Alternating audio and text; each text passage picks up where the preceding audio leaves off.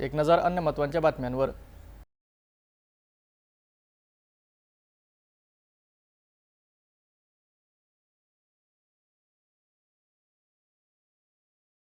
आपण आता city news channel आपल्या टीव्हीवर सुद्धा बघू शकता। यामध्ये next channel number 117, Jio channel number 872, GTPL channel number 73, Fastway channel number 256 वर बघू शकाल। आता अमरावती जिल्ह्यानंतर विदर्भ आणि महाराष्ट्रीय दर्शक घर बसल्या आपल्या केबल टीव्हीवर सिटी न्यूज बातमी पाहू शकाल। यात Aurangabad next setup box number 14, Yavatmal setup box number 12, Washim setup box number 26, Nanded setup box number 17, Mahur setup box number 07, Nagpur GTPL setup box number 469 आणि एसीएन सेटअप बॉक्स नंबर 51, तर Akola RRC setup box number 899 वर बघू शकाल।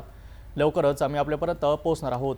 जर आपल्या केबल टीव्हीवर सिटी न्यूज चॅनल दिसत नसेल तर आपण आपल्या केबल ऑपरेटरशी संपर्क करावा। सिटी न्यूज केबलच्या व्यतिरिक्त यूट्यूब, फेसबुक, इंस्टाग्राम आणि ट्विटरवर सुद्धा बघू शकता। याकरिता सोशल मीडिया अकाउंट सबस्क्राइब करा, फॉलो करा, लाईक करा। यूट्यूब अकाउंट सबस्क्राइब करण्याकरिता सबस्क्राइब बटनला क्लिक करा आणि बेल आयकॉन दाबायला विसरू नका, कारण सर्वात आधी समाचार आपल्यापर्यंत पोहोचणार आहेत। ते सिटी न्यूजचे फेसबुक पेज लाईक करा, इंस्टाग्राम आणि ट्विटर हँडल फॉलो करा। आपण व्हॉट्सअप सूचना देऊन सुद्धा न्यूज प्राप्त करू शकता। हे बातमीपत्र एवढ्यावरच थांबूया। पुन्हा भेटून घडामोडीसोबत। नमस्कार।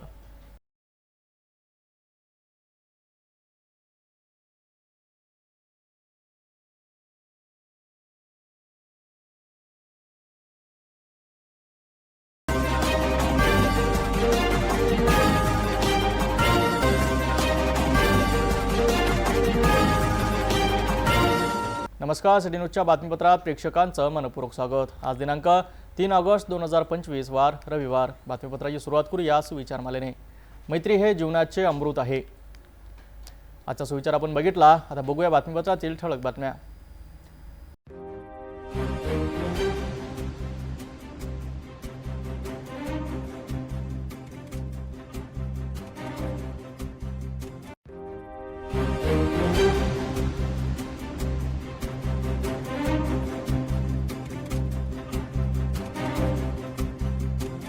आपण ठळक बातमी बघितल्या। आता घेऊया छोटासा ब्रेक। शादी और ब्याह की शुरुआत आराधना साड़ी के साथ।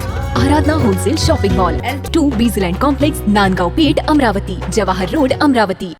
ब्रेक नंतर बघूया सविस्तर बातम्या। सुरुवातीला एक नजर टाकूया शहरातील आणि गुन्हेगारी क्षेत्रातील घडामोडींवर। अमरावती महानगरपालिकेने नागरिकांना कर भरण्यासाठी दिलेल्या विशेष संधीला उत्तम प्रतिसाद मिळाला आहे। 2 दिवसाच्या विशेष शिबिरात नागरिकांनी मोठ्या उत्साहात सहभाग घेऊन कोट्यवधी रुपयांचा कर भरला। यामुळे महानगरपालिकेच्या तिजोरीत भर पडली असून नागरिक आणि प्रशासन यांच्यातील सकारात्मक सहकार्य पुन्हा एकदा दिसून आलं आहे। नमस्कार, मी भूषण पुसदकर, सहाय्यक आयुक्त झोन क्रमांक 2 अमरावती महानगरपालिका अमरावती।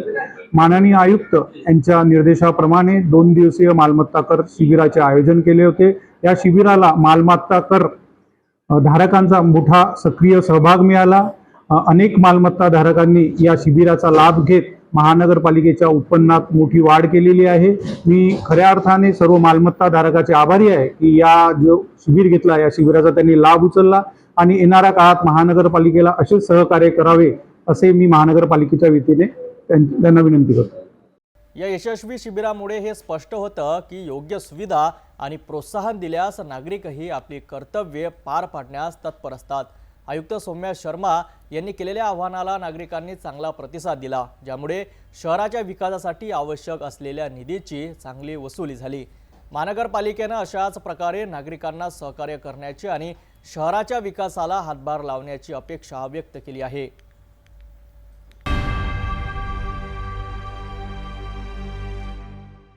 अमरावती शहराच्या धार्मिक आणि सामाजिक जीवनात आज एक उत्साही अध्याय जोडला गेला।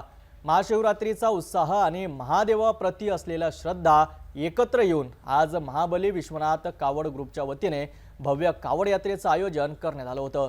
तीर्थक्षेत्र रेवसा येथून सुरू झालेल्या या यात्रेनं संपूर्ण अमरावती नगरीला डीजे आणि ताशांच्या गजरात दुमदुमून टाकले।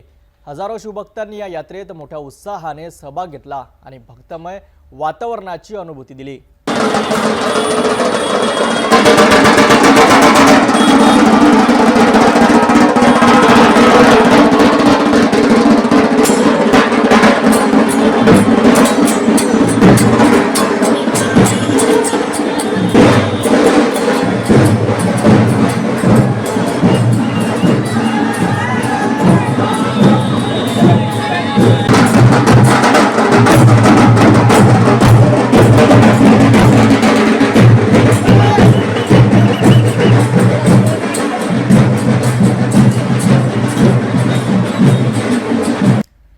अमरावतीतील ही भव्य कावड यात्रा म्हणजे केवळ धार्मिक सोहळा नव्हता, तर ती होती श्रद्धा, एकता आणि सामूहिक उत्साहाचं प्रतीक.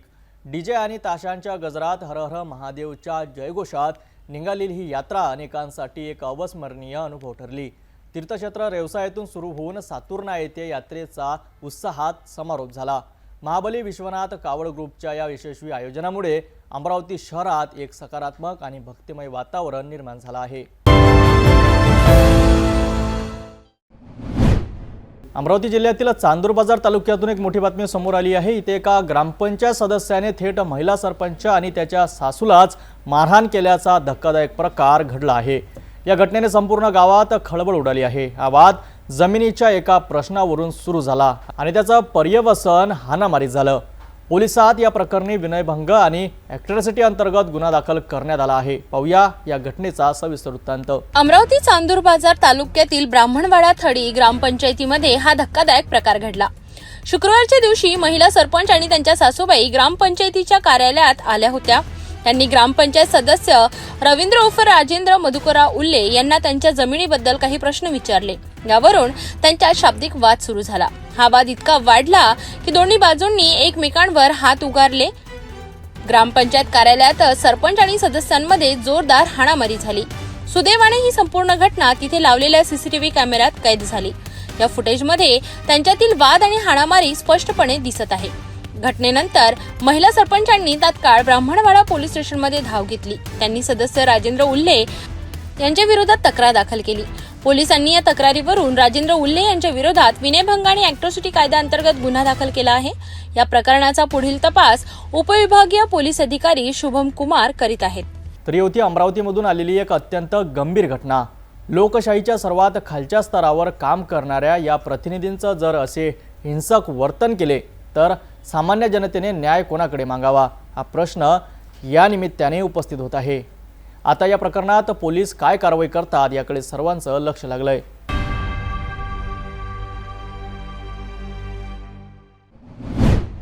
अमरावती जिल्ह्यातील मुळशी येथे एका ऐतिहासिक सोहळ्यासाठी सर्वजण एकत्र आले आहेत. ज्या क्षणाची अमरावतीकरांनी अनेक वर्षांपासून वाट पाहिली तो क्षण आज प्रत्यक्षात येत आहे. आज येथे मत्स्य विज्ञान महाविद्यालयाच्या भूमिपूजन सोहळ्यासाठी महाराष्ट्रातील दिग्गज नेते उपस्थित आहेत.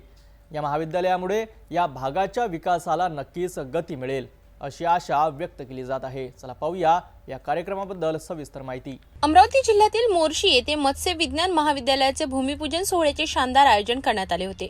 या सोहळ्यासाठी राज्याचे मुख्यमंत्री देवेंद्र फडणवीस यांनी खास उपस्थिती लावली. त्यांच्यासोबत राज्याचे मत्स्य व्यवसाय व कॅबिनेट मंत्री नितेश राणे, महसूल मंत्री व अमरावतीचे पालकमंत्री चंद्रशेखर बावनकुळे हे देखील उपस्थित होते. या महाविद्यालयामुळे स्थानिकांना रोजगार मिळेल आणि मत्स्य व्यवसायाला चालना मिळेल असा विश्वास व्यक्त करण्यात आला. या भूमिपूजन सोहळ्यात अनेक महत्त्वाच्या व्यक्तींनी आपली उपस्थिती दर्शविली. यामध्ये तिवसा मतदारसंघाचे आमदार राजेश वानखडे, अचलपूरचे आमदार प्रवीण तायडे, मेळघाटचे आमदार केवलराम काडे, मोर्शीचे आमदार उमेश यावलकर आणि राज्यसभेचे खासदार डॉक्टर अनिल बोंडे यांचा समावेश होता. तसेच माजी खासदार नवनीत राणा यांचीही कार्यक्रमाला विशेष उपस्थिती होती. प्रशासकीय स्तरावर जिल्हाधिकारी आशिष एरेकर, मनपा आयुक्त सौम्या शर्मा आणि जिल्हा ग्रामीणचे एसपी विशाल आनंद यांनी सोहळ्याला उपस्थित राहून कार्यक्रमाची शोभा वाढविली. या महाविद्यालयाच्या स्थापनेमुळे परिसरातील विद्यार्थ्यांना उच्च शिक्षणाची संधी उपलब्ध होईल आणि मत्स्यपालन क्षेत्रात आधुनिक तंत्रज्ञान वापरता येईल. हा प्रकल्प अमरावती जिल्ह्याच्या प्रगतीसाठी एक महत्त्वाचा टप्पा ठरणार आहे. मुळशी येथे सुरू होणारे हे मत्स्य विज्ञान महाविद्यालय केवळ एक इमारत नाही, तर अमरावतीच्या आणि संपूर्ण विदर्भाच्या विकासाचे नवे दार उघडणारे केंद्र आहे. यामुळे येथील तरुणांना मत्स्य व्यवसायाचे आधुनिक शिक्षण मिळेल आणि त्यांना रोजगाराच्या नवी संधी उपलब्ध होतील. या भूमिपूजन सोहळ्याने अमरावती जिल्ह्याच्या विकासाची एक नवी पहाट सुरू केली आहे, यात शंका नाही.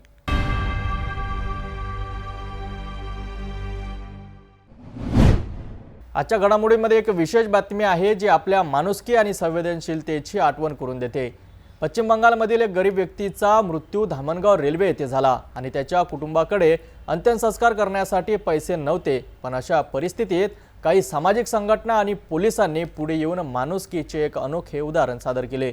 पाहूया ही सविस्तर बातमी. ही घटना धामणगाव रेल्वे येथे घडली आहे. पश्चिम बंगालमधील मालदा येथील 45 वर्षीय सुभाष संचो उराव कामासाठी पुण्याला जात असताना त्यांचा धामणगाव रेल्वे येथील पुलाखाली मृतदेह आढळलाय.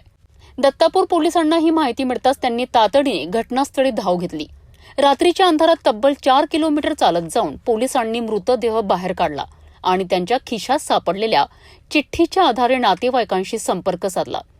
सुभाष यांच्या कुटुंबियांची आर्थिक परिस्थिती अत्यंत हलाखीची आहे, त्यामुळे त्यांना धामणगाव येथे येणे शक्य नव्हते. अशा परिस्थितीत काही सेवाभावी संस्थांनी एकत्रित येऊन पैसे गोळा केलेत आणि कुटुंबियांना येथे आणलेत.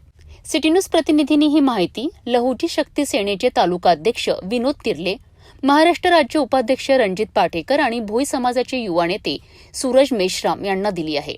त्यानंतर या सर्वांनी मिळून अंत्यसंस्काराची तयारी केली आहे. माहेश्वरी ओसवाल ट्रस्टनेही या कार्यासाठी मदत केली. दत्तापूर पोलीस स्टेशनचे ठाणेदार गिरीश थातोड, मनोज धोटे, संदीप तिरपुडे आणि अभिजित जाधव यांनी मृतदेह नातेवाईकांच्या स्वाधीन करण्यासाठी आणि कायदेशीर सोपस्कार पूर्ण करण्यासाठी खूप मदत केली आहे. त्यानंतर हिंदू स्मशानभूमीत लहुजी शक्ती सेनेचे पदाधिकारी, दत्तापूर पोलीस आणि अक्षय खरडतड, सोनू खान, सूरज मेश्राम यांनी स्वतः सरण रचले. मृतकाच्या नातेवाईकांच्या हस्ते अग्नी देऊन अंत्यसंस्कार पार पडला. या कठीण प्रसंगात मदत केल्याबद्दल मृतकाच्या पत्नी आणि नातेवाईकांनी सर्वांचे आभार मानलेत. सुभाष संचो उराव हा व्यक्ती मालदा ते पुणे येथे कामासाठी जात असताना धामणगाव रेल्वे येथील गडबड्या पुलाजवळ रेल्वेने पडून त्या व्यक्तीचा मृत्यू झाला आणि ही घटना पोलीस स्टेशन दत्तापूर यांना कळताच त्यांनी भर पावसामध्ये 2 ते 3 किलोमीटर चिखल तुडवत त्या मृतदेह ग्रामीण रुग्णालय येथे आणून त्याचा पोस्टमॉर्टम केली आणि त्यानंतर त्याच्या परिवारातल्या लोकांना कळवून त्यांना देखील इथे बोलवण्यात आले. त्यांच्या परिस्थिती अत्यंत नाजुकीची होती आणि काही सेवाभावी संस्थेनं त्या लोकांना इथे धामणगावमध्ये पोचण्यास मदत केली आणि या ठिकाणी आल्यानंतर त्याच्या कुटुंबियासमेत लहुजी शक्ती सेना व पोलीस कर्मचारी, काही सेवाभावी संस्था, धामणगाव येथील नागरिक यांच्या उपस्थितीत आज त्याच्या मृतदेहाला सर्व सोयीस्कर पार पाडत अग्नी देण्यात आला. तर या घटनेतून हेच सिद्ध होते की आजही माणुसकी जिवंत आहे.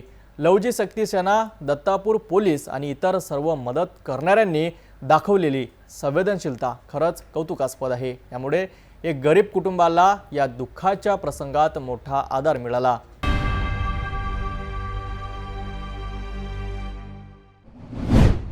चिखलदरा तालुक्यातील वसंतराव नाईक आदिवासी आश्रम शाळेमध्ये एक मोठी दुर्घटना घडली आहे.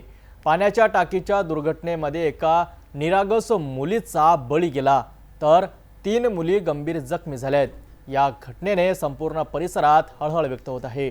शासकीय मदत जाहीर, आमदार काळे यांनीही केली आर्थिक मदत. आम्ही या घटनेचा सखोल आढावा घेतला असून जखमी विद्यार्थिनीची प्रकृती स्थिर असल्याचं डॉक्टरांनी सांगितलं. 8 मतदारसंघाच्या चिखलदरा तालुक्यामध्ये राहणाऱ्या वसंतराव नाईक आश्रमशाळेमध्ये झालेली दुर्घटना, या दुर्घटनेमध्ये पाण्याची टाकी कोसळून 3 मुली गंभीर झाल्या आणि 1 मुलीची मृत्यू झाली होती. त्या मुलीला संस्थेकडून 7 लाख रुपये मदतीला देण्यात आली. आदिवासी अप्पर आयुक्त यांच्याकडून आणि संस्थेकडून एकूण 7,25,000ची मदत ही आमदार केवलराम काळेच्या माध्यमातून झाली. एकूण ही घटना काय होती, वसंतराव नाईक आश्रमशाळेची अधीक्षिका आपल्यासोबत आहे, जाणून घेऊया. 6 ते 7चा जेवणाचा टाईम होता आणि मुलं मुली सगळे जेवणाकरता बसलेले होते. तर काही मुले जेवण करत होते नेहमीप्रमाणेच. काही मुली खरकटं टाकण्याकरता टाकी, सिमेंटची टाकी आणि प्लास्टिकची टाकीमधला जो भाग आहे आणि नेहमी त्यांची जी खरकटे टाकण्याची व्यवस्था केलेली आहे त्या ठिकाणी खरकटं टाकण्याकरता विद्यार्थिनी आणि मुलं मुली जात होते आणि अचानकच टाकीचा उजवा भाग खाली कोसळला आणि त्यामध्ये 4 मुली म्हणजे आतमध्ये होत्या. तर एक राधिका हिरा जामुनकर वर्ग 9वा आणि सुमरती सोमा जामुनकर वर्ग 8वी आणि राणी मुंगसा धांडे वर्ग 8वी आणि अनिशा भुरिया शेलूकर वर्ग 9वी अशा 4 मुली होत्या. तर आम्ही तसंच जसं कोसळला भाग तसंच आम्ही अधीक्षक सर, मी, आमचे सर्व चतुर्थ कर्मचारी, सर्व जेवढेही तिथे हजर होतो तेवढे सगळे आम्ही लगेच धाव घेतली आणि त्या मुलींना त्या मलब्यातून बाहेर काढलं आणि लगेच गाडीमध्ये बसून आम्ही हॉस्पिटलला त्यांना भरती करण्यात आलं, प्रायव्हेट हॉस्पिटलला रावत. तुमच्या शाळेच्या इमारती जीर्ण झाली म्हणून त्याचं स्ट्रक्चरल ऑडिट केलं आहे का, किंवा ती जीर्ण झाली किंवा काय कारण होतं की ती तुम्हाला माहिती नाही मिळाली त्याची? नाही, त्या संदर्भात तर सर मी तुम्हाला नाही सांगू शकत, कारण मला या शाळेमध्ये बदली होऊन 2च वर्ष झाले. याबद्दल तर मला काही कल्पना नाही आहे. शाळेचं म्हणजे जागाही बदलणार होती असं काही विषय होता? हां, शाळेची जागाबद्दल सांगू शकते की ज्या ठिकाणी आता मुलींचं हॉस्टेल आहे, वसतिगृह आहेत, तर त्याच ठिकाणी जागेचं बांधकाम आपण चालू करणार होतो. तिथेच शाळेची पण व्यवस्था आणि त्याच ठिकाणी मुलामुलींचं हॉस्टेलची पण व्यवस्था, स्वयंपाकगृह वगैरे, म्हणजे टोटल शाळा आपण त्या ठिकाणी बांधकाम सुरू करणार होतो. एकूणच आता उपचार कसा, याची तब्येतबद्दल आपण आढावा घेतला?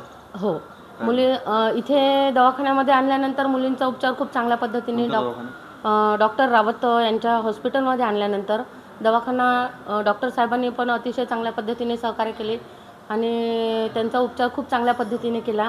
आणि विशेष म्हणजे तसेच आमचे संस्थेचे अध्यक्ष गौरवभाऊ काळे साहेब, आमदार साहेब यांनी खूप चांगल्या पद्धतीने मुलींना सहकार्य केलं आणि आजपर्यंतचा त्यांचा पूर्ण खर्च पण संस्थेकडूनच होत आहे आणि त्यांना कुठल्याही पद्धतीची म्हणजे कुठल्याही प्रकारची कमी पडू नाही देत आहे. आणि केवलराम काळे यांनी खूप चांगल्या पद्धतीने त्या मुलींच्या उपचाराची दक्षता घेतलेली आहे आणि काळजी घेतलेली आहे. एकूणच या संपूर्ण विषयानंतर जी मृतक मुलगी आहे सुमर्ती, तिला काय मदत करण्यात आली आहे पूर्ण तुमच्याकडून, संस्थेकडून आणि आदिवासी आयुक्तांकडून? हां, जी मृत मुलगी आहे सुमृती सोमा जामुनकर गांगरखेड्याची, त्या मुलीला संस्थेकडून अपर आयुक्त यांच्याकडून 7,25,000ची मदत देण्यात आलेली आहे आणि तिचा अंतिम संस्कार पण खूप चांगल्या पद्धतीने करण्यात आलेला आहे. क्या हुआ था उस दिन, दुर्घटना क्या हुई थी और अभी उपचार कैसे शुरू है? आपको वहाँ क्या हुआ हमारे को नहीं मालूम सर, हम तो गांव में था. हमारे को सर ने फ़ोन लगाया, न गाड़ी से लेने आया था, हम आ गए. क्या हुआ था फिर? हाँ, क्या हुआ था फिर बच्चों को, तुम्हारे बच्चों को नॉर्थ स्कूल में हुआ, हमारे को नहीं मालूम. यहाँ पर देखने? हाँ, यहाँ पर हम देखने पाया. यहाँ इलाज कैसा हुआ? इलाज अच्छा हो रहा. किन्ने करा इलाज, कौन आया था? सब सरों मिलने को आते हैं, डॉक्टरों ने सब. और कौन है? चलो, अध्यक्ष, आमदार साहब सब आते हैं. हमारे को केवलराम काळे ने हमारे बच्चों को प्राइवेट अस्पताल में भर्ती किया, उन्होंने हमारा सब अच्छा किया. उनको बहुत बहुत धन्यवाद. आता बरी आहे तब्येत त्यांची, एकीचं ऑपरेशन झालेलं आहे, दोघांची आज त्यांना सुट्टी येऊन राहिली, व्यवस्थित आहे, चांगली आहे प्रकृती. आले तेव्हा कशी स्थिती? मार लागलेला होता, 3 पेशंट होते, एकीचं पायाला फ्रॅक्चर होतं आणि दोघांना किरकोळ मार होता, एकीचं दुसऱ्या पेशंटला पायाला फ्रॅक्चर होतं पंजाला. आता तिघांची प्रकृती चांगली आहे. डिस्चार्ज? 2 जण डिस्चार्ज होते, एक आहे सर. उस दिन बच्चों ने खाना खा रहा था तो उनको वो कराटा फेंकने गया था, तो उनको वो अचानक से टाँके गिर गया, तो उनको मालूम नहीं थी.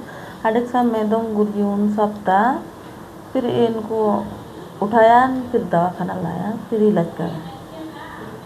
क्या है सब टाइम पर इनको सब सुविधा मिली? हाँ मिली. उपचार आपका सही हुआ अस्पताल में? हाँ. कौन आया था? पूरा अडेक्सा में 2 गुर्जियों, पूरा चपरासी, पूरा मानो. और संस्था के जो आमदार वगैरह, अध्यक्ष, आमदार, मर गए वालों को पैसे भी दिया केवलराम काळे ने, सबका धन्यवाद. रानी मुंसदाने. क्या हुआ था उस दिन मैं पानी ढाक दे रहा था तो अचानक से धक्का लग गया, उसमें पता ही नहीं चला और वैसा हो गया. उसके बाद तो मैं उठ के एक साइड बाजू हो गया.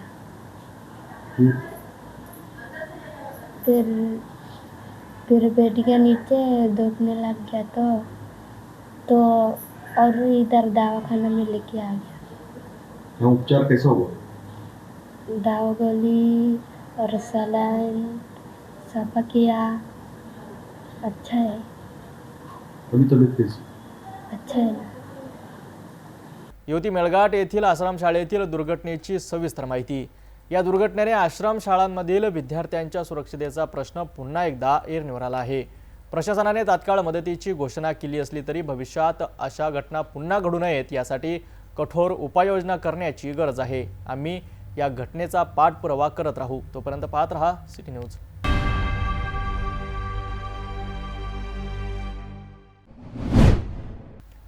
विदर्भाचं नंदनवन म्हणून ओळखलं जाणारं चिखलदरा सध्या पर्यटकांनी गजबजून गेला आहे। मृग नक्षत्राच्या पावसानंतर सातपुड्याच्या पर्वतरांगांनी हिरवी शालू पांघरल्याचं विलोभनीय दृश्य अनुभवण्यासाठी लाखो पर्यटक येथे गर्दी करत आहेत। मात्र या गर्दीमुळे निर्माण होणारी वाहतूक कोंडी आणि नियमाची पायमल्ली ही प्रशासनासाठी डोकेदुखी ठरत आहे। याच विषयावर अधिक माहिती घेऊया आमच्या प्रतिनिधीकडून।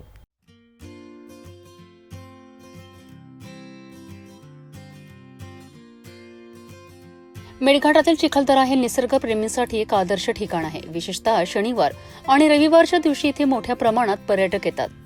या वाढत्या गर्दीला योग्य दिशा देण्यासाठी अमरावतीचे जिल्हाधिकारी आशिष एरेकर यांनी एक महत्त्वाचा निर्णय घेतला आहे।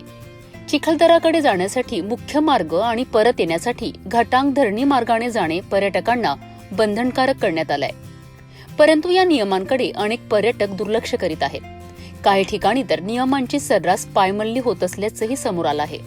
मोजरी पॉइंटवर लावलेले काही सुरक्षा स्ट्रक्चर काही असामाजिक तत्वांनी तोडल्याच्या घटना घडल्या आहेत। एवढंच नाही तर पंचबोल पॉइंटवर मद्यधुंद अवस्थेत असलेल्या पर्यटकांमध्ये वाद झाल्याच्या घटनाही घडल्या आहेत। याशिवाय चिखलदरा येथे छेडछाडीचे प्रकारही वाढले आहेत। या सगळ्यांवर नियंत्रण ठेवण्यासाठी प्रत्येक पर्यटन स्थळावर पोलिसांची नियुक्ती आवश्यक असताना अनेक ठिकाणी पोलिसांचा पुरेसा बंदोबस्त नसल्याचे चित्र आहे।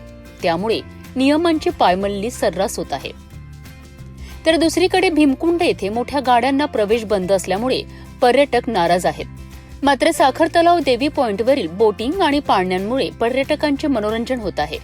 वाढती गर्दी लक्षात घेऊन वाहतूक शाखेने काही महत्त्वाच्या ठिकाणी बंदोबस्त वाढवला असला तरी प्रशासनाला यावर अधिक लक्ष देण्याची गरज आहे।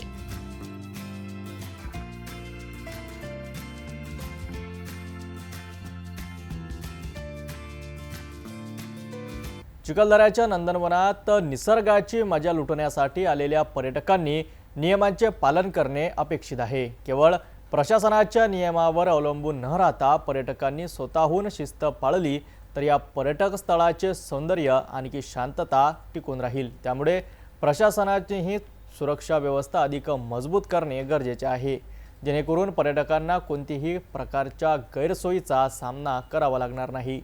त्यांचे वीकेंड आनंददायी होईल। भेटूया एका छोट्याशा विश्रांतीनंतर। शादी और ब्याह की शुरुआत आराधना साड़ी के साथ। Aradhana wholesale shopping mall L2 Bijland complex Nandgaon Peth Amravati Jawahar road Amravati. विश्रांतीनंतर पुन्हा आपले स्वागत। देशाचे केंद्रीय मंत्री नितीन गडकरी यांच्या नागपूरमधील घराला बॉम्बने उडवण्याची धमकी मिळाल्याने शहरात एकच खळबळ उडाली आहे। सकाळच्या सत्रात दिलेल्या या फोन कॉल नंतर पोलीस आणि गुप्तचर यंत्रणांची धावपळ उडाली। काय आहे ही धमकी, कुणी दिला हा कॉल आणि काय कारवाई सुरू आहे? 3 ऑगस्ट रोजी सकाळी नागपूर शहरातून एक धक्कादायक बातमी समोर आली आहे। केंद्रीय मंत्री नितीन गडकरी यांच्या घराला बॉम्बने उडवून टाकण्याची धमकी एका अज्ञात व्यक्तीकडून देण्यात आली आहे। ही धमकी डायल 112 या आपत्कालीन क्रमांकावर देण्यात आली होती। गडकरी सध्या नागपूरच्या जयप्रकाश नगर मेट्रो स्थानकाजवळील एन्निको हाइट्स या इमारतीत वास्तव्यास आहेत। त्याचवेळी महाल परिसरातील त्यांच्या जुन्या घराचे नूतनीकरण सुरू आहे। याच दोन्ही ठिकाणांना लक्ष्य करून धमकी देण्यात आल्याचे समजते आहे। धमकी मिळताच राणा प्रतापनगर आणि कोतवाली पोलीस ठाण्याचे अधिकारी तत्काळ घटनास्थळी पोहोचलेत। दोन्ही ठिकाणी बंदोबस्त वाढवण्यात आला। बॉम्ब शोध पथक आणि डॉग स्क्वॉडने संपूर्ण परिसरात तपास केला। या दरम्यान ही धमकी फेक असल्याचे प्राथमिक चौकशीत स्पष्ट झाले असून पोलिसांनी तत्काळ तांत्रिक माहितीच्या आधारे एक आरोपी ताब्यात घेतला आहे। पोलीस आणि सुरक्षा यंत्रणा या घटनेला गांभीर्याने घेत असून आरोपीची कसून चौकशी केली जात आहे। या घटनेमुळे नागपूरकरांमध्ये चिंता निर्माण झाली असली तरी सध्या परिस्थिती नियंत्रणात असल्याची माहिती पोलिसांकडून देण्यात आली आहे. मॉर्निंग अराउंड 9 बजे हमारा 112 का नंबर पे एक कॉल आया था. तो कॉल में ऐसा बोला गया था कि आज नितिन जी गडकरी सर के घर में हमने बॉम्ब डाला है, वो बॉम्ब फूटने वाला है, ऐसा हमको इन्फॉर्मेशन आया है. तो इमीडिएटली हमारा बॉम्ब स्क्वाड वगैरह हमने एक्टिवेट किया है. इमीडिएटली वहाँ पे जाके घर का सर का सिक्योरिटी को इन्फॉर्म कर दिया है. हमारा ऑफिस का विजिटेशन भी हुआ है. पूरा घर का हमने बॉम्ब स्क्वाड के थ्रू चेक किया है, बट उसमें कुछ हमको मिला नहीं है. फिर हमको समझ में आया कि ये हॉक्स कॉल है. तो इमीडिएटली जिस नंबर से हमको कॉल आया वो नंबर को हमने ट्रेस किया, उसका लोकेशन वगैरह निकाला. फिर उसका हमने इसमें नेटगेट का भी यूटिलाइजेशन किया. नेटगेट से हमने डिटेल्स निकाला, उसका एड्रेस निकाला आणि हमें उसको इमीडिएटली गुना दाखिल करके उसको अरेस्ट भी किया है. अभी आरोपी हमारा ताबे में है. सर क्या कारण था जो उसने कॉल किया, क्या बताया उसने? अभी तक वो इन्वेस्टिगेशन चालू है. उसके ऊपर उसका कारण क्या था, क्या है, वो जैसे इन्वेस्टिगेशन जैसे जाता है तो उसके हिसाब से हम आपको बताएंगे. कितने आरोपियों को अरेस्ट किया सर, उनके नाम क्या? एक ही आरोपी को अरेस्ट किया है अभी एज ऑफ नाउ. जिसकी नंबर से कॉल आया है, जिसके ताबे में है, उमेश राउत करके है, उसको हमने अरेस्ट किया है, हमारे ताबे में है. उसका नाम है उमेश राउत करके. सिर्फ as of now only 1 accused है. उमेश राउत का कोई सर बैक हिस्ट्री है? नो, अभी हमने चेक भी किया उसका कुछ पूर्व इतिहास है कि नहीं, बट उसमें कोई अभी तक हमको कोई गुना उसके ऊपर प्रीवियसली कुछ गुना वगैरह दाखिल नहीं हुआ है. ये हमको अभी तक सर ऐसा बोला जा रहा है कि उमेश राउत के फोन से किसी और ने फोन किया, तो क्या इसमें और भी आरोपी बनने की शंका? हाँ, इन्वेस्टिगेशन चालू है इसमें. तो हमको जैसे जैसे इन्वेस्टिगेशन होगा, जिसने किया है, क्या इंटेंशन है, वो सब जैसे इन्वेस्टिगेशन होगा उसमें हमको पता चल जाएगा. तो हम आपको इन्फॉर्म क्या काम करता है सर उमेश राउत? एक वहाँ पे एक एक देसी दारू का अड्डा है शायद, तो उसमें वो सर्वर मन के काम करता है. तो अभी बेसिक इन्फॉर्मेशन आया है. अभी आपको जैसे और ज्यादा डिटेल्स आता है तो हम आपको बताएंगे. गडकरी यांच्या घराला दिलेली ही धमकी खोटी असल्याचं स्पष्ट झालं असलं तरी अशा प्रकारच्या घटनांमुळे देशातील प्रमुख नेत्यांच्या सुरक्षेचा प्रश्न ऐरणीवर येतोय. आरोपीला अटक झाली असली तरी त्यामागील उद्देश काय होता आणि ही केवळ मजा होती की काही षडयंत्र, याचा तपास आता पोलिसांसमोर मोठं आव्हान आहे.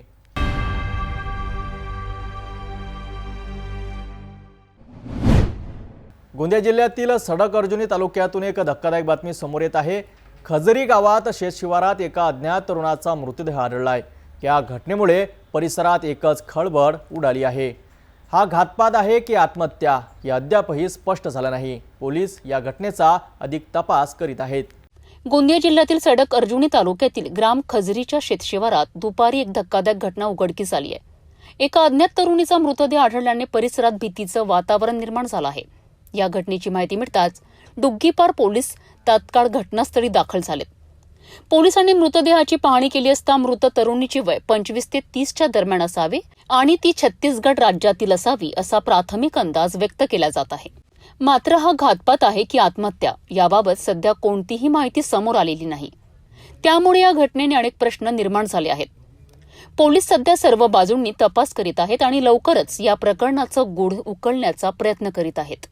या घटनेमुळे संपूर्ण परिसरात भीतीचं वातावरण पसरलं आहे. स्थानिक नागरिकांमध्ये या मृत्यूचं गूढ काय आहे याबद्दल कुजबूज सुरू आहे. डुग्गीपार पोलीस ठाण्याचे अधिकारी या प्रकरणाचा सखोल तपास करीत आहेत. या मृतदेहाची ओळख पटविल्यानंतर या घटनेमागील नेमकं कारण समोर येईल. पुढील अपडेटसाठी पाहत रहा सिटी न्यूज.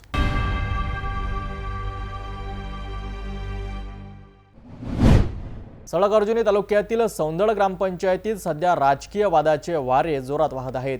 उपसरपंचांनी सरपंच हर्ष मोदी यांच्यावर अतिक्रमण आणि भ्रष्टाचाराचे गंभीर आरोप केले. मात्र आता या आरोपांवर सरपंचांनी थेट पत्रकार परिषद घेऊन जोरदार प्रत्युत्तर दिलं आहे. त्यांनी आरोप फेटाळत उपसरपंचावर सामाजिक व राजकीय प्रतिमा मलिन करण्याचा प्रयत्न केल्याचा आरोप केला आहे. सौंदड ग्रामपंचायत जी नेहमीच तालुक्यात चर्चेत असते. याच ग्रामपंचायतीचे उपसरपंच यांनी 20 जुलै रोजी एका पत्रकार परिषदेत सरपंच हर्ष मोदी यांच्यावर गावात झालेल्या कथित अतिक्रमण व लाखो रुपयांच्या भ्रष्टाचाराचे आरोप केले होते. परंतु आता या आरोपानंतर सरपंच हर्ष मोदी यांनी 2 ऑगस्ट रोजी गोंदियाच्या सडक अर्जुनी तालुक्यातील सावंगी येथील सभागृहात पत्रकार परिषद घेऊन आपली बाजू मांडली आहे. त्यांनी उपसरपंचाचे सर्व आरोप बिनबुडाचे, तथ्यहीन व केवळ वैयक्तिक द्वेषातून प्रेरित असल्याचे सांगितले. या पत्रकार परिषदेत सरपंच हर्ष मोदी म्हणालेत की गावात शाश्वत विकास कामे सुरू असून कोणतेही आर्थिक गैरप्रकार झालेले नाहीत. उपसरपंच फक्त गावात जातीय तेढ व राजकीय अस्थिर्य निर्माण करण्याचा प्रयत्न करीत आहेत. खोट्या आरोपांच्या आधारावर माझी व माझ्या कुटुंबियांची सामाजिक व राजकीय प्रतिमा मलिन करण्याचे हे षडयंत्र आहे. यावेळी सरपंचांनी स्पष्ट सांगितले की त्यांनी उपसरपंचांविरोधात मानहानीचा दावा दाखल केला आहे आणि या बाबतीत कायदेशीर लढाई लढली आहे. पत्रकार परिषदेला मोठ्या संख्येने पत्रकार, गावकरी व ग्रामपंचायत सदस्य उपस्थित होते. संपूर्ण गावात या वादामुळे मोठी चर्चा सुरू आहे. खरे कोण आणि खोटे कोण हे येणाऱ्या काळात स्पष्ट होईल. आमच्या काही युतीमुळे उपसरपंच विरोधी पक्षाचा झाला आणि उपसरपंच झाल्यानंतर त्या पदाला न्याय मिळवून देऊ शकत नाही म्हणून तो आरोप व्यक्तिगत टीका टिप्पणी करून राहिला.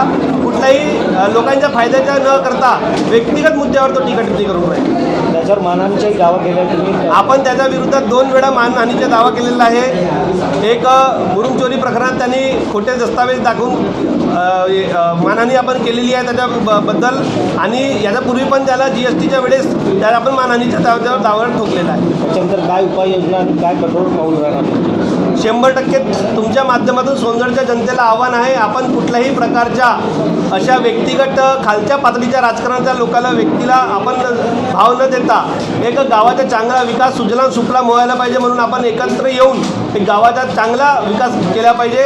कारण की लोकसहभागाच्या माध्यमातून ग्रामपंचायतीचे कामं होतात आणि यानंतर जर अशा जर घोषणा घडल्या तर यानंतर आम्ही सरळ पोलीस स्टेशनमध्ये आम्ही या ठिकाणी तक्रार करणार आहे आणि आमच्या तक्रारचा निवारण नाही झाला तर त्या ठिकाणी ठिय्या आंदोलन आम्ही करणार आहे. उपसरपंच विरुद्ध सरपंच असा हा संघर्ष आता न्यायालयीन व सामाजिक पातळीवर पोचलेला दिसतोय. आरोप प्रत्यारोपाच्या या खेळात सत्य काय आहे हे चौकशी अंती स्पष्ट होईलच. पण ग्रामपंचायतीचे प्रश्न बाजूला ठेवून हा संघर्ष कुणाच्या हिताचा हा खरा प्रश्न आहे.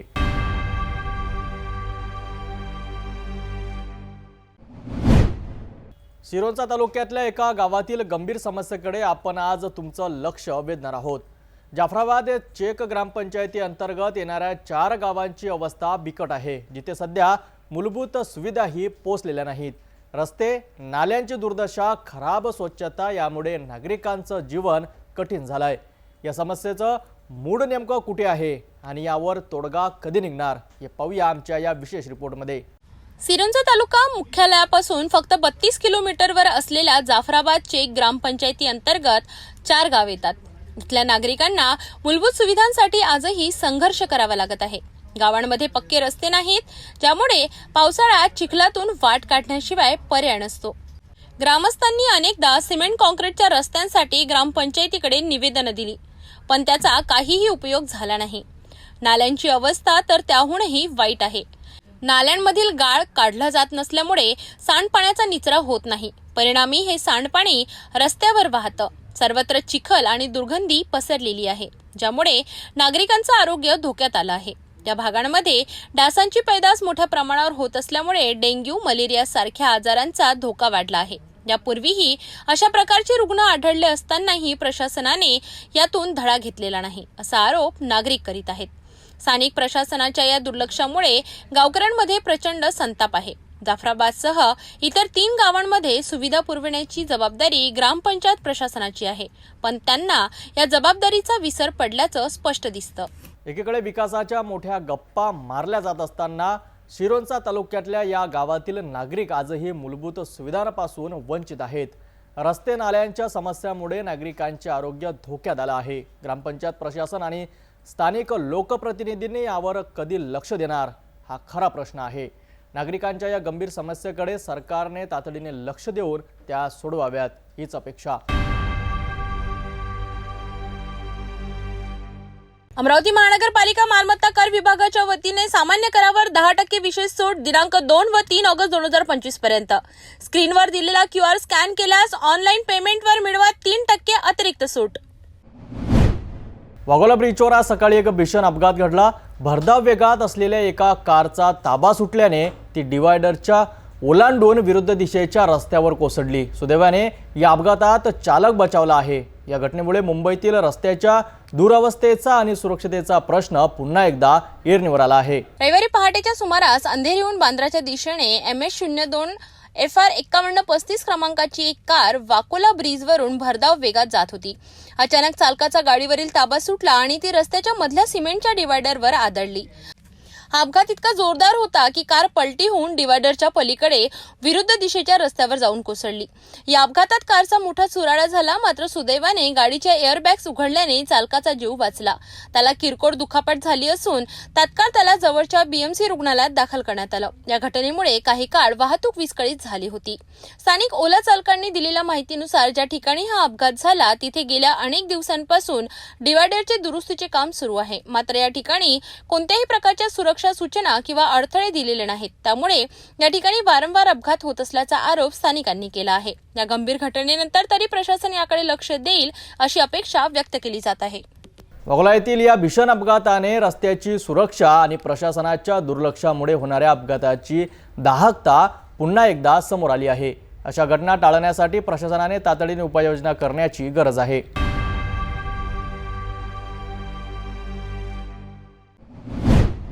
लातूर जिल्ह्यातून एक भीषण अपघाताची बातमी समोर येत आहे। औसा तालुक्यातील चलबुर्गा पारडीजवळ क्रुझर गाडीचा भीषण अपघात झालाय। सुदैवाने या अपघातात कोणतीही जीवितहानी झाली नाही, मात्र गाडीचा पूर्ण चक्काचूर झालाय। लातूर जिल्ह्यातील औसा तालुक्यातील चलबुर्गा पाटील जवळ रविवारी दुपारच्या सुमारास एक भीषण अपघात घडला। लातूरकडून निलंग्याकडे भरधाव वेगाने जात असलेली क्रुझर गाडी अचानक चालकाचे नियंत्रण सुटल्यामुळे रस्त्याच्या खाली जाऊन पलटी झाली। अपघातावेळी गाडीत काही प्रवासी होते, मात्र सुदैवाने कोणतीही जीवितहानी झाली नाही। काहींना किरकोळ मार लागला असून त्यांना जवळच्या रुग्णालयात प्राथमिक उपचारासाठी हलविण्यात आले। प्रत्यक्षदर्शींच्या माहितीनुसार गाडीचा वेग खूप जास्त होता आणि चालकाचे नियंत्रण सुटल्याने गाडी रस्त्याच्या खाली जाऊन उलटली।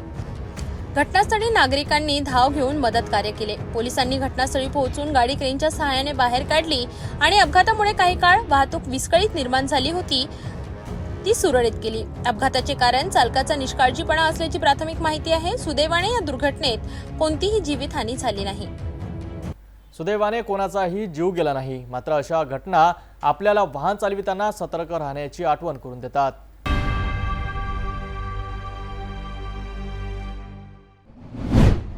महाराष्ट्र सरकार आणि शेतकरी यांच्यातील संघर्ष पुन्हा एकदा समोर आला आहे।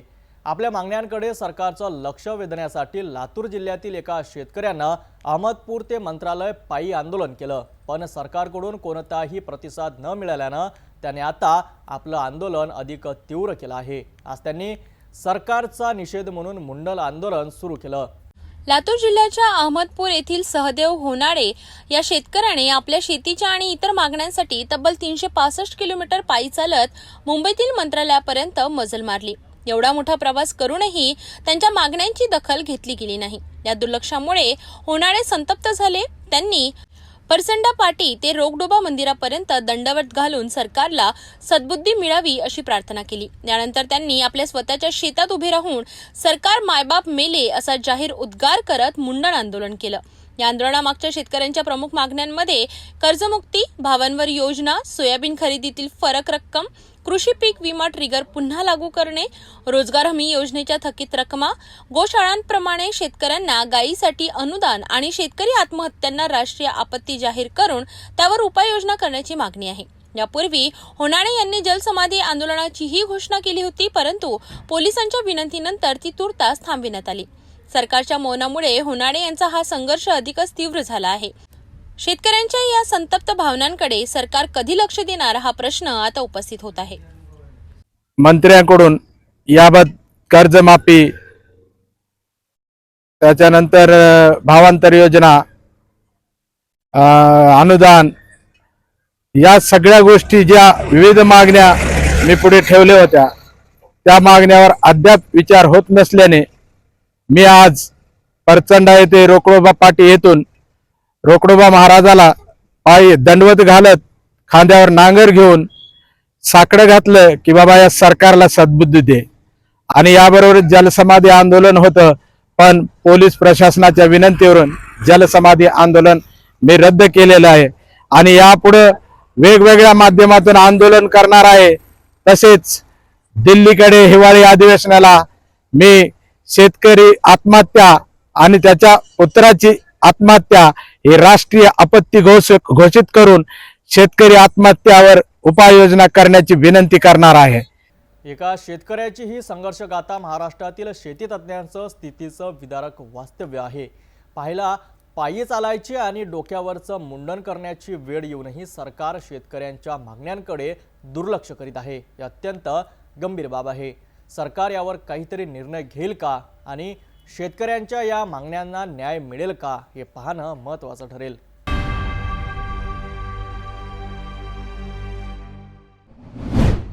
आज सकाळी छत्रपती संभाजीनगर जिल्ह्यातील खुलताबाद तालुक्यातून एक धक्कादायक बातमी समोर आली आहे.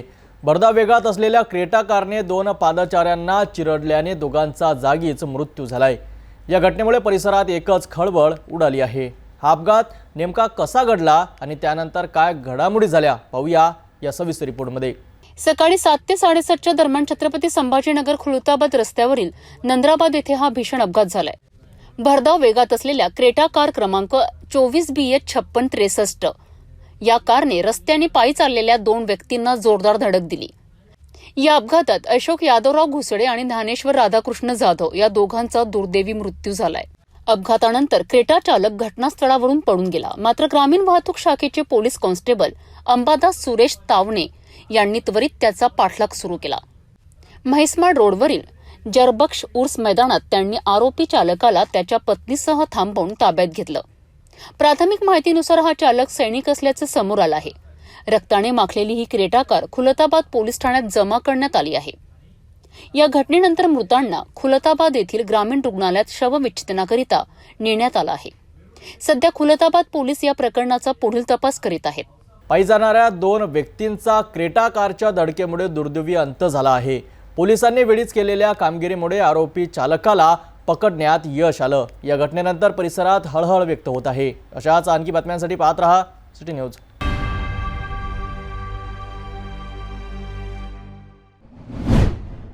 नांदेड, कंधार आणि आता भोकर आरोग्य व्यवस्थेचा बट्टाबोळ झाल्याची धक्कादायक बाब पुन्हा एकदा समोर आली आहे.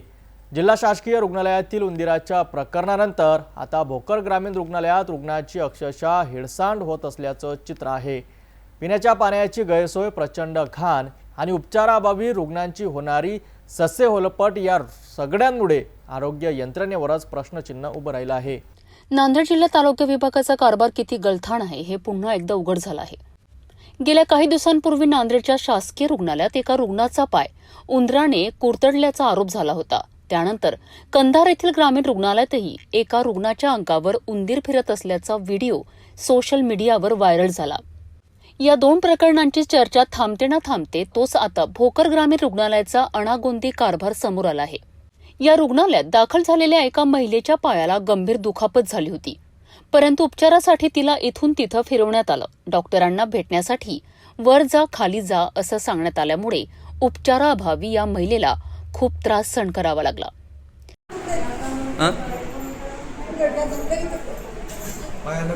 गड्डा झाला मग काय म्हणायचं. आपली व्यथा सांगताना या महिलेला अश्रू अनावर झालेत. तर दुसरीकडे याच रुग्णालयातील एका रुग्णाच्या हातावर सलाईन सुरू असताना डासांचा मोठा थवा हल्ला करत असल्याचा व्हिडिओही व्हायरल झाला आहे. रुग्णालयात पिण्याच्या पाण्याची व्यवस्था नाही. सगळीकडे प्रचंड घाण आणि अस्वच्छता पसरलेली आहे. रुग्णालयातील कर्मचारी आणि वैद्यकीय अधीक्षकांकडे याची तक्रार करूनही त्याकडे दुर्लक्ष केले जात असल्याचं रुग्णांनी सांगितलं आहे. या गंभीर प्रकारामुळे जिल्ह्यातील आरोग्य व्यवस्थेवर लोकांचा विश्वास उडत चालला आहे असं म्हटलं तर वावगं ठरणार नाही. या ठिकाणी खूपच अस्वच्छता असून मच्छरांची हातावरती एक 5-25 मच्छर बसलेले होते.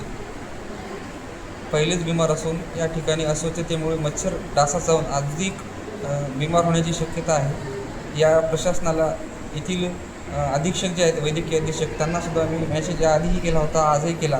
त्यानंतर जिल्ह्याचे जे आपले शल्यचिकित्सक आहेत त्यांनासुद्धा मी मॅसेज टाकला, परंतु याकडे आरोग्य प्रशासन किंवा वरिष्ठ बिलकुल अजिबात लक्ष द्यायला तयार नाहीत. आणि येथील जे स्टाफ आहे ते स्टाफ देखील रुग्णांची एक प्रकारे हेळसांड करत आहेत.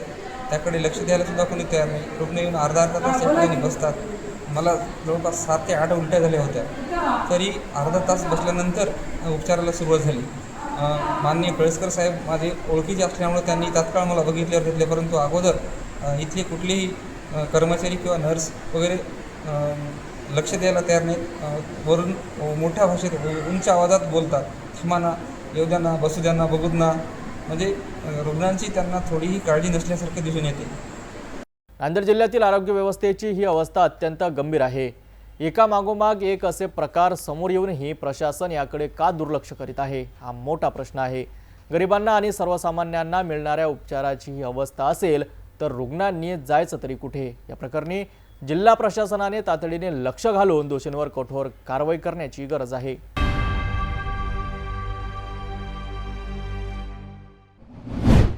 आपण नांदेड जिल्ह्यातील एका जिल्हा परिषद शाळेची यशोगाथा पाहणार आहोत, जिथे एका नाविन्यपूर्ण उपक्रमाने विद्यार्थ्यांच्या शिक्षणाची पद्धतच बदलून टाकली आहे.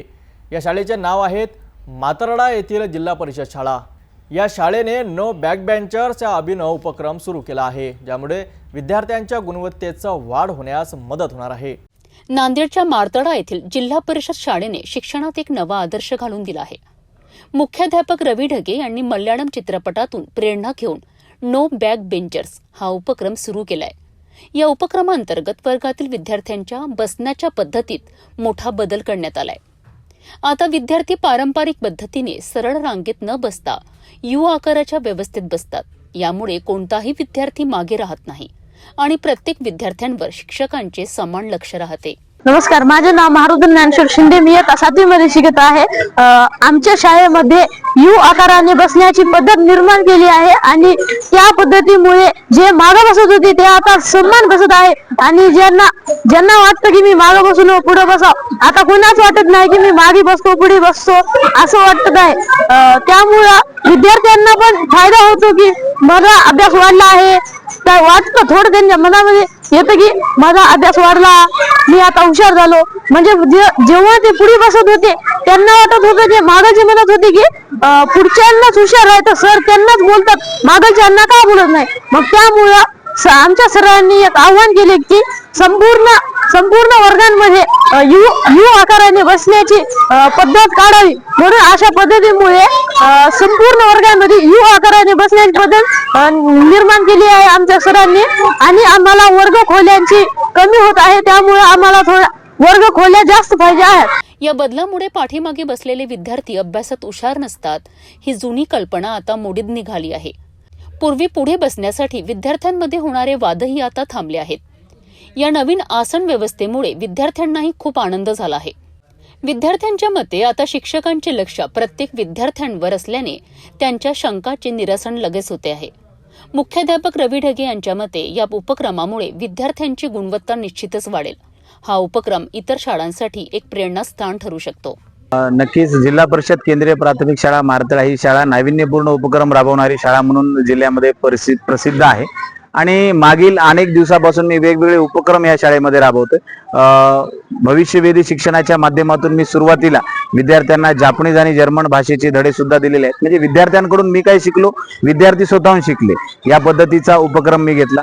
तसेच मार्च 2023 पासून वृक्ष वाचनालय, डॉक्टर बाबासाहेब आंबेडकर वृक्ष वाचनालय हा एक उपक्रम आम्ही राबवत असतो. दर शनिवारी मुलं एका झाडाखाली बसतात, 1 तास वाचन करतात. नुसतं वाचन करत नाहीत, वाचलेल्या पुस्तकाचं मनन सुद्धा करतात. तसेच प्लॅस्टिक मुक्त शाळा, विद्यार्थ्यांमध्ये जागतिक दर्जाची समस्या कोणत्या त्या समस्या सुद्धा समजणं गरजेचं आहे. त्या समस्या कधी समजतील, जेव्हा आपण जागतिक दर्जाचे दिवस शाळेत साजरे करू आणि वेगवेगळ्या पद्धतीने आम्ही दिवस ते साजरे करतो आणि विद्यार्थ्यांसोबत साजरे केल्यामुळे विद्यार्थ्यांमध्ये सकारात्मक बदल होताना मला दिसतो. जसं की तुम्ही विचारलात की बॅक बेंचर्स ही संकल्पना, केरळमध्ये जो चित्रपट आहे सानार्थी कुट्टनम हा एक मल्याळम भाषेमधला चित्रपट, जेव्हा युट्यूबच्या माध्यमातून मी पाहिलं की त्या चित्रपटामध्ये एक सीन आहे की त्याच्यामध्ये back benchers, no back benchers, म्हणजे मी ज्या शाळेत शिकलो, तुम्ही ज्या शाळेत शिकलात तेव्हा आपण काय करत होतो, पुढे बसणारे मुलं वेगळे, मागे बसणारे मुलं वेगळे अशी संकल्पना होती. परंतु आता तसं राहिलेलं नाहीये. सगळ्यांना एक समान शिक्षणाची संधी आपल्याकडे संविधानानं दिलेली आहे. तीच संधीचं सोनं करण्यासाठी ही एक नो बॅक बेंचर्स ही संकल्पना पुढे आली असं म्हणायला हरकत नाही. आणि हा जेव्हा मी उपक्रम शाळेमध्ये इतर शिक्षकांची सहकार्याशी मी चर्चा केली, त्यांनाही आवडलं. काही हरकत नाही सर म्हणले, आपण करूया. आणि हे संकल्पना राबवत असताना प्रत्येक विद्यार्थ्यांकडे आमचं लक्ष जातं. आज जे विद्यार्थी अभ्यासात मागे होते ते मुलं आज पुढे आलेले आहेत. म्हणजे एक समान शिक्षण त्यांना मिळत आहे. गुणवत्तापूर्ण शिक्षण देण्याचं काम या योजनेतून झाले असं मला वाटते. आणि मोठ्या प्रमाणावर मुलांना आनंद निर्माण झालाय.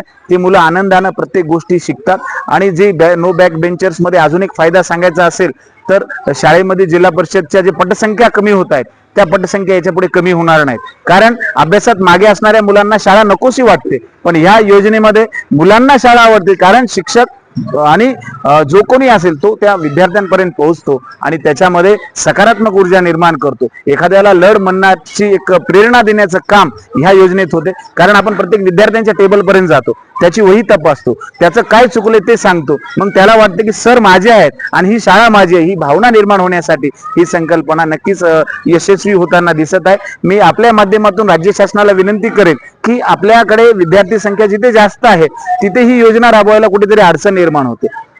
तर भविष्यामध्ये आपल्याला जिल्हा परिषदच्या वर्ग खोल्यांचं स्ट्रक्चर सुद्धा बदलावं लागेल. मोठ्या प्रमाणात जर वर्ग खोल्यांची लांबी रुंदी जर केली तर जास्तीत जास्त विद्यार्थी सुद्धा या योजनेमध्ये सहभागी होतील असे मला वाटते. तर अशा प्रकारे नांदेडच्या मातर्डा शाळेने एक लहानसा बदल करून शिक्षणाच्या क्षेत्रात एक मोठा सकारात्मक परिणाम घडवून आणला आहे. नो बॅक बेंचर्स सारखे उपक्रम केवळ शिक्षणातच नाही तर विद्यार्थ्यांमधील समानता आणि आत्मविश्वास वाढविण्याचाही मदत करतील. पुन्हा भेटूया अशाच बातम्यांसोबत. नमस्कार. तर दादा पुन्हा एकदा आजच्या ठळक बातम्या.